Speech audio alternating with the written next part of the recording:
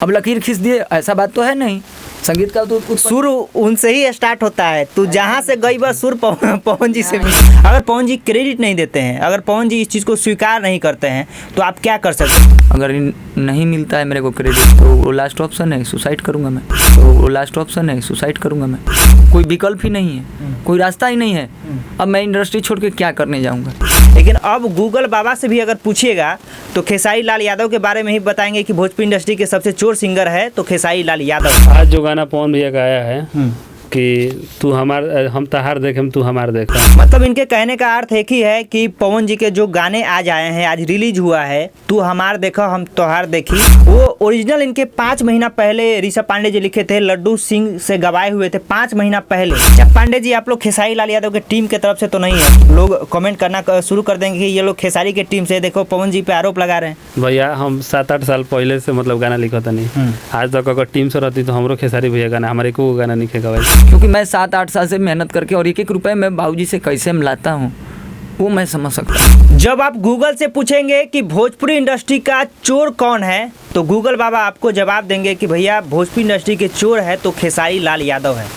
लेकिन हमारे साथ एक और पहलू बैठे हुए हैं। देखिए, इधर राइटर साहब है ऋषभ पांडे जी और इधर सिंगर साहब है लड्डू सिंह जी। देखिए, इनका माजा ये है कि इनका लड्डू जी का एक गाने पवन जी गा दिए हैं और इनके लिखे हुए 2 गाने, ऋषभ पांडे जी के लिखे हुए 2 गाने पवन सिंह जी चुरा कर गाए हैं, ऐसा इनका आरोप है। लेकिन हालांकि जब चोर की बात आती है भोजपुरी इंडस्ट्री में तो खेसारी लाल यादव पे हमेशा चर्चा होती है कि चोर है तो खेसारी लाल यादव है। लेकिन अब गूगल बाबा से भी अगर पूछिएगा तो खेसारी लाल यादव के बारे में ही बताएंगे कि भोजपुरी इंडस्ट्री के सबसे चोर सिंगर है तो खेसारी लाल यादव है। ऋषभ पांडे जी, सबसे पहले स्वागत। कौन सा गाना आपका चोरी हुआ है? नमस्कार, प्रणाम। मैं गीतकार ऋषभ पांडे और मेहदी न्यूज को जितने भी दर्शक हैं सबको मेरा प्रणाम है। आज जो गाना पवन भैया का आया है कि हम तहार देखें तू हमार देखा, अच्छा ठीक है, हमने ये भाई से गवाया हुआ था।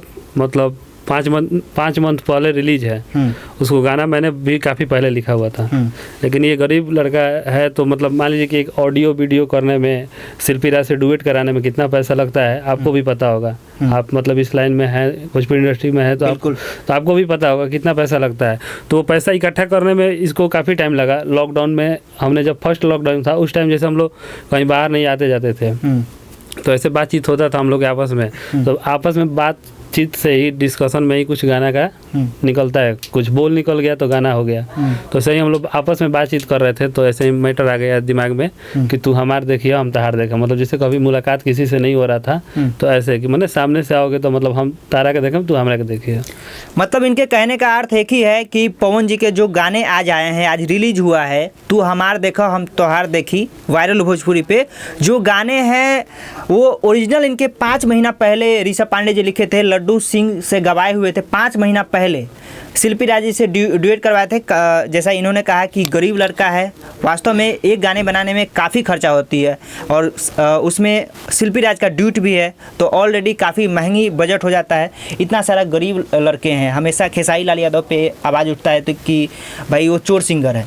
लेकिन पवन जी भी ऐसा कर सकते हैं क्या? किसी गरीबों को हक मार सकते हैं क्या? देखिए, पवन भैया तो ऐसा नहीं कर सकते हैं, लेकिन जो भी अगर उनके टीम में लोग हैं उनको इस चीज़ पे ध्यान देना चाहिए। ठीक है, क्योंकि मान लीजिए कि अगर कोई राइटर आपको गाना लिख के दे दिया तो आप ऐसे मत गाइए, क्योंकि आपका अच्छा छवि है, आपको सब लोग मानते हैं, हम भी मानते हैं, सब लोग मानते हैं, जो भी भोजपुरी को सुनते हैं वो आपको सुनते हैं। तो आप सबसे पहले कि जो आप गाना गाइए तो उसको यूट्यूब पे सर्च कर ले कि उस टाइप का कोई गाना आया है कि नहीं। अगर आया है तो आप मत गाइए। और लड्डू जी, आप कब गाना गाए थे ये तू हमार देखा हम तोहार देखी? जी, मेहदी न्यूज के सब कोई के जो भी दर्शक देखेला सब कोई के प्रणाम बा। और ये करीब हमारा गाना रिकॉर्ड कईनी हम अक्टूबर महीना में 2022 अक्टूबर में हम रिकॉर्ड कइले बनी गाना। करीबन 5-6 महीना पहले। 5-6 महीना पहले तो रिलीज भइल बा। अच्छा, ओकरा पहले रिकॉर्ड भइल बा।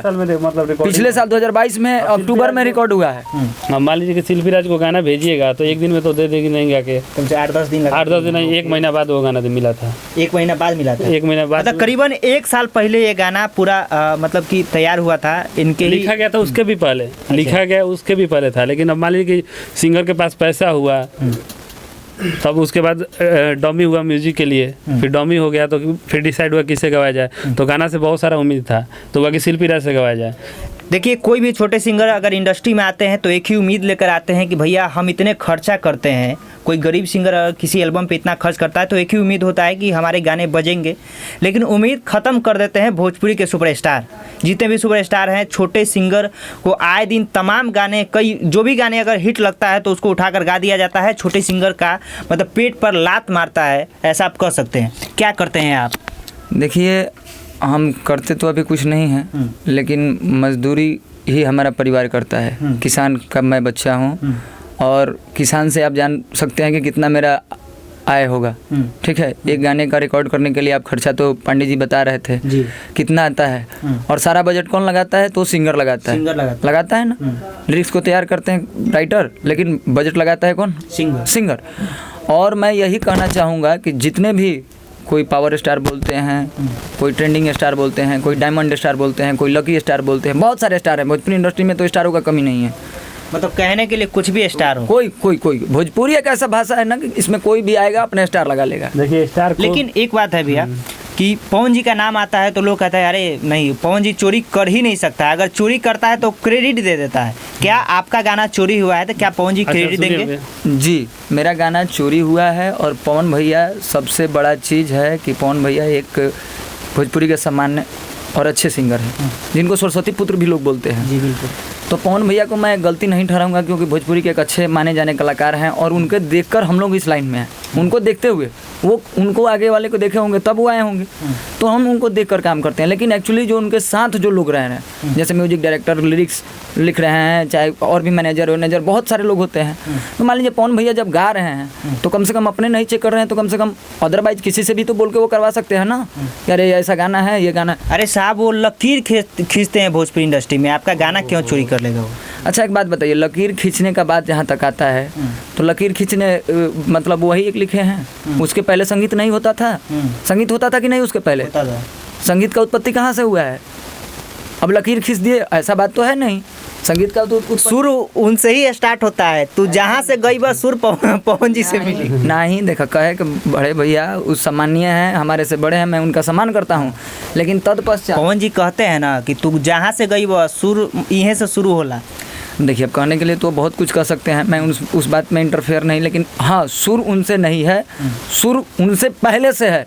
इस चीज़ को मैं दावा के साथ कह सकता हूँ। देखिए मुँह फ्री के बाद अगर हम कह दी कि जौन हम लिख दें तो कोई ना लिखी, तो ये तो होगा नहीं एगो बात। लेकिन आपका एक और गाना था, नथिया लाओ रे मलिनिया, इस टाइप के गाने थे, वो पवन जी पिछले दशहरा में गाए। हम आपको फ़ोन किए थे, बताए थे, लेकिन हम उस समय साइलेंट हो गए कि उस समय हमारे सिंगर जो प्रदुमन परदेसी और रोशन राज थे, वो लोग खुद साइलेंट हो गए। बोले कि नहीं भैया गाए हैं तो भैया आइडिया, तो भैया को तो हम भी मानते हैं, लेकिन मान लीजिए कि क्रेडिट हम, मान लीजिए कि हम डेली 2 बजे 3 बजे रात तक जगते हैं, 4 बजे सुबह तक हम जगते हैं कि कोई मैटर बने, कोई मैटर बनता है तो लिखते हैं। तो मान लीजिए कि हम आपको गाना दे दिए, आप गा दिए, उसको दूसरा कोई गा दे रहा है, तो आप तो क्रेडिट ले लिए, भीतर भीतर आप कॉम्प्रोमाइज़ कर लिए, और राइटर को तो कोई कुछ नहीं हुआ।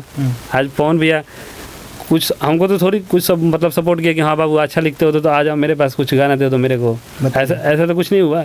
लेकिन उस समय भी हम आपको फ़ोन किए थे बताने के लिए, लेकिन हम उस टाइम गाँव थे, कुछ हमारा मजबूरी था, इसलिए हम पटना नहीं आए। और फिर उसके बाद हम छोड़ दिए कि चलो भाई पवन भैया गाए हैं, गाना है और देवी की, तो हमारा अच्छा लगा, हमको अच्छा लगा, तो मतलब हम भी सुन रहे थे, फिर हम उसको इग्नोर कर दिए कि चलो कोई बात नहीं, पवन भैया गाए हैं। फिर ये लेकर दूसरा गाना है, और दूसरा गाना है ये सिंगर गरीब है, पैसा इकट्ठा करके और अपना ये किया है, तो मतलब इसलिए हमको ज़्यादा एक्टिव हुआ मतलब होना पड़ा कि मतलब ये गरीब लड़का है तो इसका मैं। अच्छा पांडे जी, आप लोग खेसारी लाल यादव के टीम के तरफ से तो नहीं है कि आए दिन टीम खेसारी जी के तरफ से ये होता है कि भाई लोग कमेंट करना शुरू कर देंगे कि ये लोग खेसारी के टीम से, देखो पवन जी पे आरोप लगा रहे हैं? भैया हम 7-8 साल पहले से मतलब गाना लिखा था नहीं, आज तक अगर टीम से रहती तो हमरो खेसारी भैया गाना, हमारे को गाना लिखे गवाल। हम ज़्यादा स्टार से भरोसा ज़्यादा हम रखनी नया लड़का पर, हम नए लड़कों को ज़्यादा गाना देते हैं, स्टार के चक्कर में नहीं रहते हैं हम। चलिए 2 लाइन आप अपना गाना सुनाइए, तो हमारा देखा हम तुम्हारा देखें। देखिए, हमारा गाना था लड्डू सिंह इंटरटेनमेंट चैनल है, जो कि उसी गाने से वो गाना मतलब मेरा चैनल वो स्टार्ट हुआ है। और गाना है पहला लड़का का लाइन है कि आवे आवे कही जानू कर तारू लेटो हो, तो लड़की बोल रही है यहाँ से कि कुछ दिन के बाद बावे कोइलो तू बेटो हो। फिर लड़का बोला कि मिलबू तू हूँ जहिया अपन अखिया से के, तब यहाँ से शिल्पी राजी बोली हैं कि तू हमारे देखी हो। अच्छा, आप पवन जी से क्या चाहते हैं आप?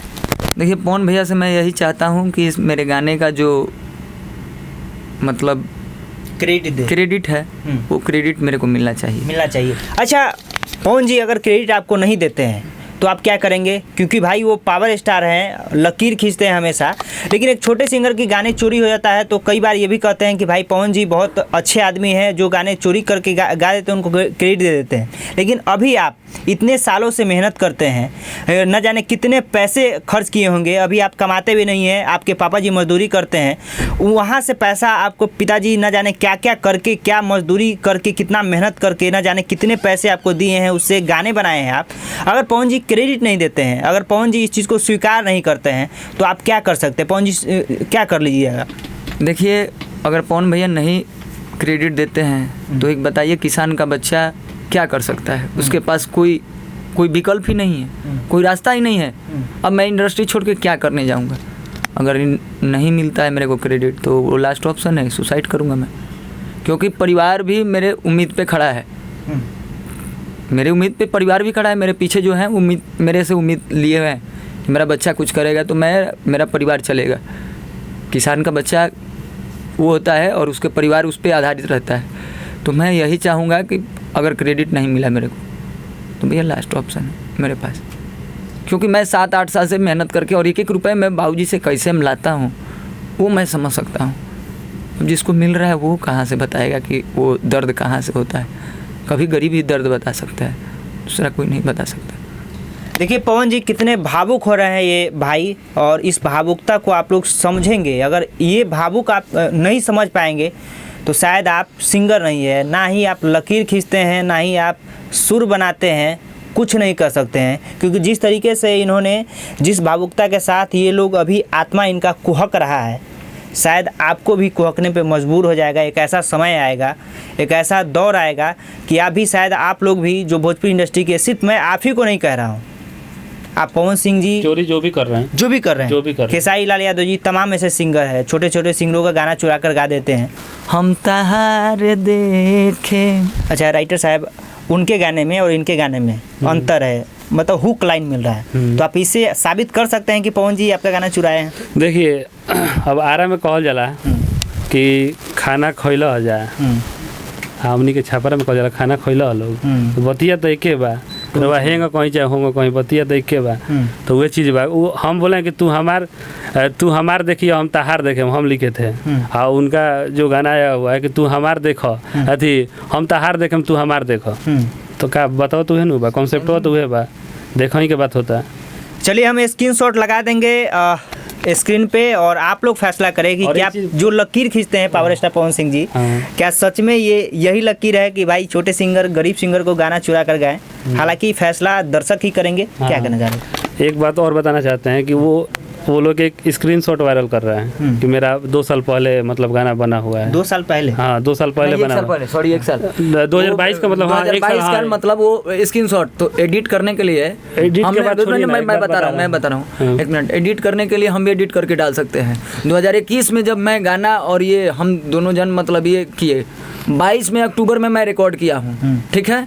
और स्टूडियो में मेरा गाना आया, म्यूजिक बना, उसमें नए सिंगर को तो सबको ही मालूम है कि उसको पैसा एक चीज़ को देना पड़ता है। अब उन लोगों को क्या है, 5 लाख कंपनी दे दी, कंपनी अपना गाना सेलेक्ट करे, कब वीडियो कराए, कब ऑडियो कराए, वो लोग जाने।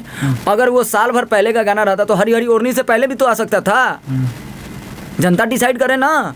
अगर 2 साल पहले का गाना, अगर 1 साल पहले, उनके पास स्क्रीनशॉट है, हमारे पास रिलीज है 5 महीने पहले, तब जनता को इस पे मतलब डिसीजन लेना चाहिए कि मेरा सही है कि उनका सही है।